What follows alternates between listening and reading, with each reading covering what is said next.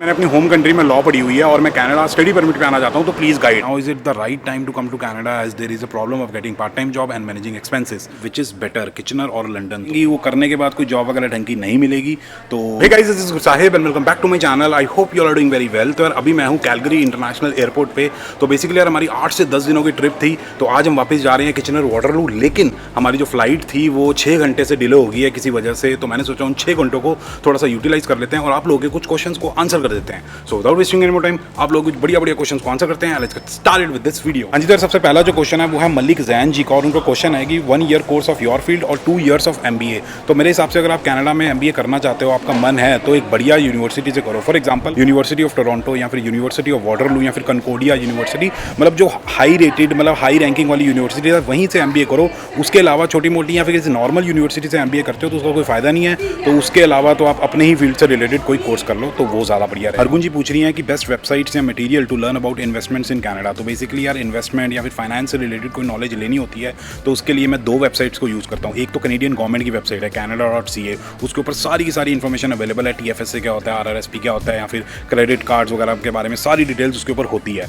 दूसरी जो वेबसाइट है वो है ratehub.ca, उसको मैं यूज़ करता हूँ। उस पर सब कुछ सारा सौदा अवेलेबल होता है फ्री में और बहुत ही बढ़िया इन्फॉर्मेशन होती है, सारी चीज़ों के बारे में पता लग जाता है। देवांशु ठक्कर भाई का क्वेश्चन है कि MBA करने के बाद सैलरी कितनी मिलती है। तो बेसिकली यार एक वेबसाइट है, एक मैंने वीडियो में भी बताया था उसके बारे में, jobbank.gc.ca। तो उस पर जाके आप किसी भी फील्ड से रिलेटेड कितने भी एक्सपीरियंस के बाद या फिर एज अ फ्रेशर सैलरी वगैरह चेकआउट कर सकते हो। उसका लिंक मैं डिस्क्रिप्शन में डाल दूंगा, आप जाके वो वेबसाइट चेकआउट कर सकते हो, गवर्नमेंट की वो वेबसाइट। ईशान भाई का क्वेश्चन है कि best ways to get PR। तो बेसिकली यार कनाडा की PR लेने के बहुत सारे तरीके होते हैं, बहुत सारे पाथवेज हैं, लेकिन सबसे सिंपल और सबसे स्ट्रेट फॉरवर्ड जिसके अंदर बहुत कम डॉक्यूमेंटेशन की जरूरत होती है वो है एक्सप्रेस एंट्री।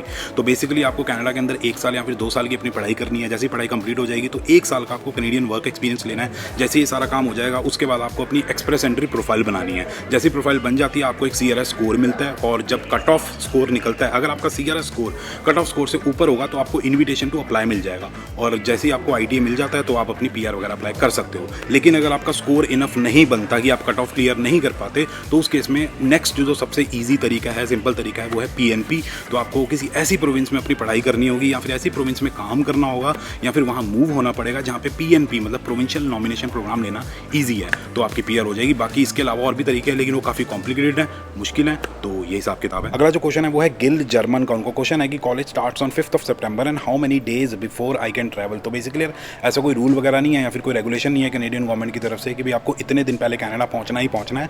अपने कंफर्ट के हिसाब से आप कनाडा पहुंच सकते हो। तो मेरे हिसाब से 20 दिन काफ़ी होते हैं, इनफ होते हैं पार्ट टाइम जॉब ढूंढने के लिए या फिर अकोमोडेशन वगैरह ढूंढने के लिए। तो 5th ऑफ सितंबर को अगर आपकी पढ़ाई शुरू हो रही है तो आप 20 अगस्त के आसपास या फिर 15 अगस्त के आसपास आ सकते हो, या फिर अपना इंडिपेंडेंस डे सेलिब्रेट करके कनाडा आ सकते हो। तो कोई दिक्कत वाली बात नहीं होगी। 10 से 20 दिन आर गुड इनफ। अगला जो क्वेश्चन है वो है आई एम प्रभ सिमरन का। उनका क्वेश्चन है वैंकूवर कितना ज़्यादा लगा। तो बेसिकली वैंकूवर मेरे को बहुत ही बढ़िया लगा, एकदम आसपास पहाड़ वगैरह हैं, हिल स्टेशन वाली फीलिंग आ रही थी, और देखने को काफ़ी सारी चीज़ें हैं, घूमने फिरने के लिए बहुत ही बढ़िया हिसाब किताब है और काफ़ी मॉडर्न सी सिटी है, तो मज़ा आया। लेकिन एक प्रॉब्लम थी कि थोड़ा सा मेरे को कंजस्टेड लगा, रोड्स वगैरह काफ़ी कंजस्टेड थी और ट्रैफिक काफ़ी ज़्यादा था, बस वो मेरे को एक डाउन साइड लगी। बाकी बहुत ही बढ़िया लगा, लेकिन थोड़ा सा महंगा भी है as compare to other provinces या सिटीज़। अगला जो क्वेश्चन है वो है आश्रय.सेठी जी का, और उनका क्वेश्चन है कि is business management a good course in Canada. तो बेसिकली यार थोड़ा सा कॉन्ट्रोवर्शियल टाइप का क्वेश्चन है, लेकिन क्या करें, आंसर तो करना पड़ेगा। तो बेसिकली अगर मेरे को कनाडा के अंदर पढ़ाई करनी होती है आज के टाइम पे, मैं वीज़ा वगैरह अप्लाई करने का देख रहा होता, कोर्स वगैरह सिलेक्ट कर रहा होता, तो मैं ऐसा कोर्स सिलेक्ट करता जिसके अंदर कुछ स्पेशल स्किल वगैरह सिखाए जाएंगे जो इंडस्ट्री में एक्चुअल में यूज़ होते हैं, जो कंपनीज में एक्चुअल में रिक्वायर्ड होते हैं। मैं ऐसा कोई भी कोर्स नहीं करता जिसके अंदर बहुत जेनरिक सी चीज़ें सिखाई जाएंगी, वो करने के बाद कोई जॉब वगैरह ढंग की नहीं मिलेगी। तो थोड़ा ध्यान से, थोड़ी रिसर्च करके, थोड़ा वाइजली अपना कोर्स चूज़ करो। एक ऐसा कोर्स लेके आओ जिसके अंदर कुछ अच्छे स्किल्स वगैरह सिखाए। किंग ऑफ वाइट डेविल जी पूछ रहे हैं कि did you both get your PR। तो हाँ यार, हम दोनों की, मतलब मेरी और जैस्मिन जी की दोनों की PR हो चुकी है। मेरी PR का अप्रूवल आया था जनवरी 2022 में, PR कार्ड आया था मार्च 2022 में, 2 महीने बाद, और जैस्मिन जी की PR हुई थी अप्रैल 2022 में। अब्दुल्ला 11_04 का क्वेश्चन है विच इज़ बेटर किचनर और लंदन। तो बेसिकली यार इसके बारे में मैं आप लोगों को थोड़ा सा बता सकता हूँ क्योंकि दोनों सिटीज़ में मैं रह चुका हूँ। लंदन में मैं अप्रॉक्सीमेटली 1.5 साल रहा था क्योंकि वहाँ पे मेरी कनाडा की पहली जॉब लगी थी ग्रेजुएट होने के बाद। तो बेसिकली यार लंदन एक बहुत ही बढ़िया सिटी है, रेजिडेंशियल मतलब फैमिली रेस करने के लिए बहुत ही अच्छी सिटी है। बस वहाँ पे एक प्रॉब्लम ये है कि वहाँ पे बड़ी बड़ी कंपनीज नहीं है, MNCs नहीं है जो आपको बढ़िया सैलरी दे पाए। अगर आपको बढ़िया ज़्यादा सैलरी चाहिए तो उसके लिए आपको किचनर मूव होना पड़ेगा, वाटरलू मूव होना पड़ेगा, थोड़ा सा टोरंटो साइड आना पड़ेगा, क्योंकि वहाँ पे एक्चुअल में MNCs वगैरह हैं जो आपको अच्छे खासे पैसे दे सकती हैं। लेकिन डिसएडवांटेज ये है कि किचनर में रियल एस्टेट थोड़ा सा महंगा है, लंदन में थोड़ा सा सस्ता है, तो थोड़ा सा ट्रेड ऑफ है। लेकिन आपको देखना पड़ेगा आपके गोल्स क्या हैं। सिटीज़ दोनों बढ़िया हैं। अगर आप मेडिकल फील्ड में हो, मतलब हॉस्पिटल वगैरह में फ्यूचर में जॉब करना चाहते हो, तो London one of the best cities है। और अगर आप IT में हो तो Kitchener Waterloo one of the best. Devansh भाई पूछ रहे हैं what is the scope of marketing in Canada. तो बेसिकली यार मार्केटिंग बहुत ही बढ़िया फील्ड है, उसका कनाडा के अंदर बहुत ही अच्छा स्कोप है। लेकिन आपको अपनी एक नीश ढूंढनी पड़ेगी कि आप मार्केटिंग के अंदर करना क्या चाहते हो। आप मार्केट रिसर्च में जाना चाहते हो, या फिर डिजिटल मार्केटिंग हो गया, या फिर प्रोडक्ट मार्केटिंग हो गया, डायरेक्ट मार्केटिंग हो गया। मार्केटिंग के अंदर बहुत सारी डोमेन्स होती हैं, उनके बारे में रिसर्च करो और उस नीश में जाओ तो फायदा है मार्केटिंग करने का। अगर आप एक जनरलाइज्ड फील्ड में जाओगे एज अ मार्केटिंग तो कुछ खास फायदा नहीं होगा, सैलरी बढ़िया नहीं होगी। तो थोड़ा सा अपना रिसर्च करो और मार्केटिंग में आओ, बहुत ही बढ़िया स्कोप है। बाकी अगर आप कनाडा के अंदर किसी भी फील्ड का स्कोप जानना चाहते हो, अपनी रिसर्च करना चाहते हो, ये पता करना चाहते हो कि भाई कितनों को जॉब मिलती है, कितनों को जॉब नहीं मिलती है, कितनी सैलरी मिलती है, तो मैंने 2 प्रॉपर वीडियोस बना रखी हैं डिटेल में, तो लिंक मैं डिस्क्रिप्शन में डाल दूंगा, आप जाके चेकआउट कर सकते हो। लक्ष्मी जी का क्वेश्चन है कि I have a personal loan of 21 lakh rupees running in India and is it worth to take education loan and go abroad for studies. तो यार अगर मैं आपकी जगह पे होता, मेरे सर पे 21 लाख का ऑलरेडी एक लोन होता और 14, 15 या 20 लाख का और एजुकेशन लोन लेके मैं कभी भी किसी फॉरेन कंट्री में नहीं जाता। मैं अपने सर पे लोन नहीं चाहता, ठीक है। पहले मैं अपना जो पर्सनल लोन है वो उतारता और फिर सोचता कि भाई फॉरेन कंट्री में कैसे जाया जाए, या फिर कनाडा में कैसे जाया जाए। कोशिश करता कि डायरेक्ट PR हो जाए ताकि लोन मेरे को ना लेना पड़े, या फिर स्कॉलरशिप्स वगैरह अप्लाई करता। हर्ष जी का क्वेश्चन है in which place are you living in Canada. तो बेसिकली यार मैं रहता हूँ किचनर वाटरलू के अंदर, जो कि ओंटारियो के अंदर पड़ता है, जो कि टोरंटो से अप्रॉक्सीमेटली 2 घंटे की ड्राइव। तो भाई जे गोस्वामी भाई का क्वेश्चन है कि इंग्लिश कैसे सीखूं आइल्स क्लियर करने के लिए। कोचिंग भी लेकर देख ली लेकिन कोई इंप्रूवमेंट नहीं हो रही। तो बेसिकली यार इंग्लिश सीखने का यही तरीका आइल्स के लिए प्रैक्टिस प्रैक्टिस प्रैक्टिस। रीडिंग और लिसनिंग की आपको बहुत सारी प्रैक्टिस करनी पड़ेगी। राइटिंग और स्पीकिंग के लिए हिसाब किताब है, आपको लोगों से साथ बात करनी पड़ेगी इंग्लिश में। मम्मी पापा भाई बहन गर्लफ्रेंड जो मिलता है उससे इंग्लिश में बात करो। और राइटिंग के लिए है कि आपको फीडबैक लेना पड़ेगा कि भाई आप क्या गलती कर रहे हो और क्या सही कर रहे हो, तो ऐसे आप सीख लोगे। बाकी मैंने एक वीडियो प्रॉपर बना रखी है चारों मॉड्यूल्स के लिए, लिंक मैं डिस्क्रिप्शन में डाल दूंगा, आप जाके चेकआउट कर सकते हो। संकेत भाई का क्वेश्चन है कि होम सिकनेस कितने दिनों में चली जाती है पाजी। Recently moved to Vancouver. अब यार ये चीज़ तो पर्सन टू पर्सन डिपेंड करती है।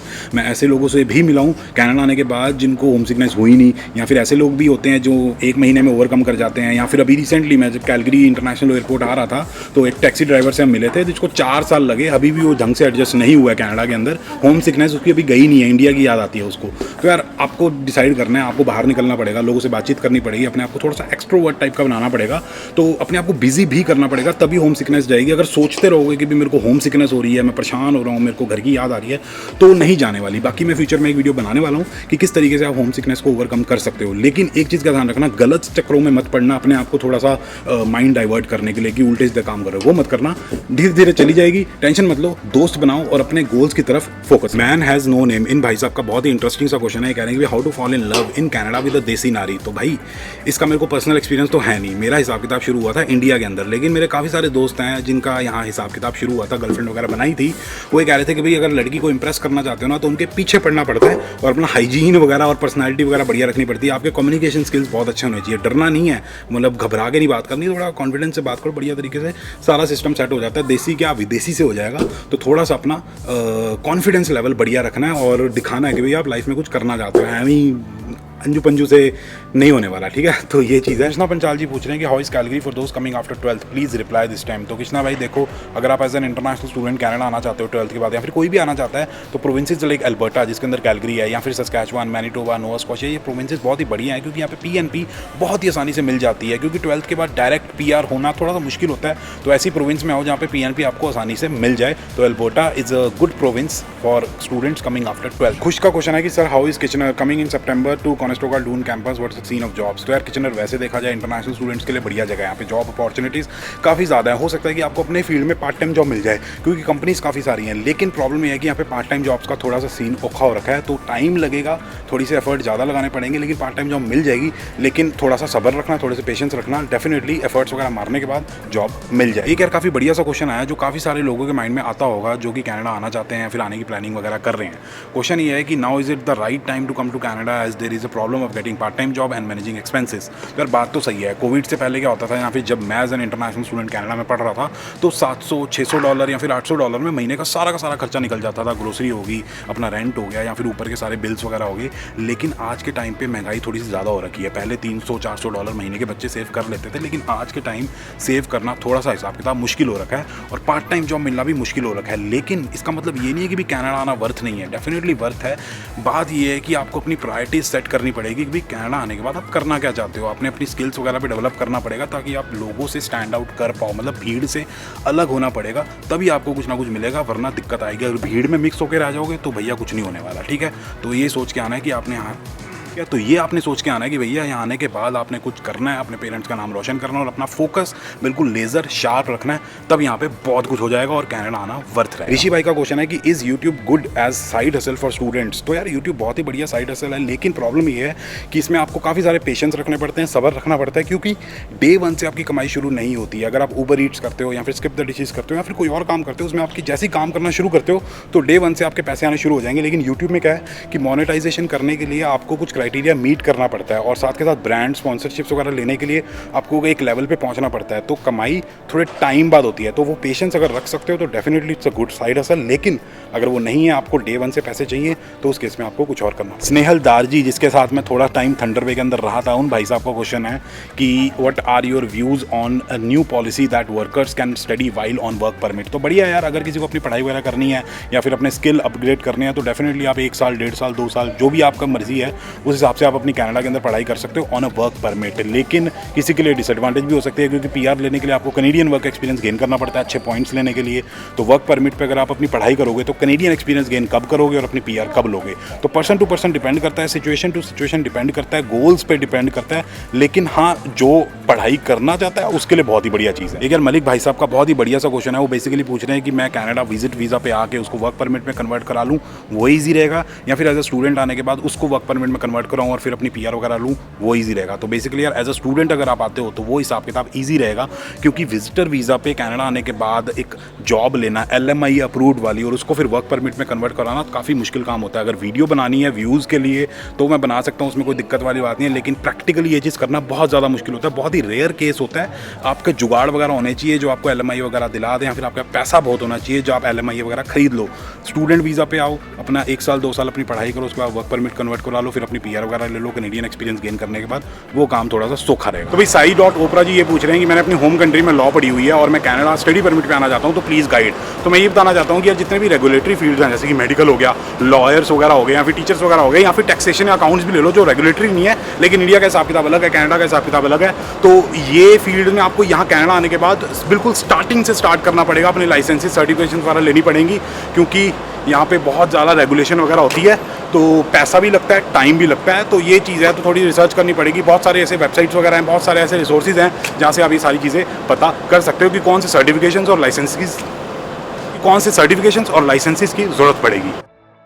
तो यार ये कुछ क्वेश्चंस थे जो आप लोगों ने मेरे से पूछे थे, तो आई होप आप लोगों को आंसर्स वगैरह मिल गए होंगे। बाकी अगर आप लोगों को वीडियो पसंद आई तो please like share and subscribe, और जब तक अगली बहुत ही बढ़िया बहुत ही अलग सी वीडियोस नहीं आती हैं, stay healthy and keep hustling.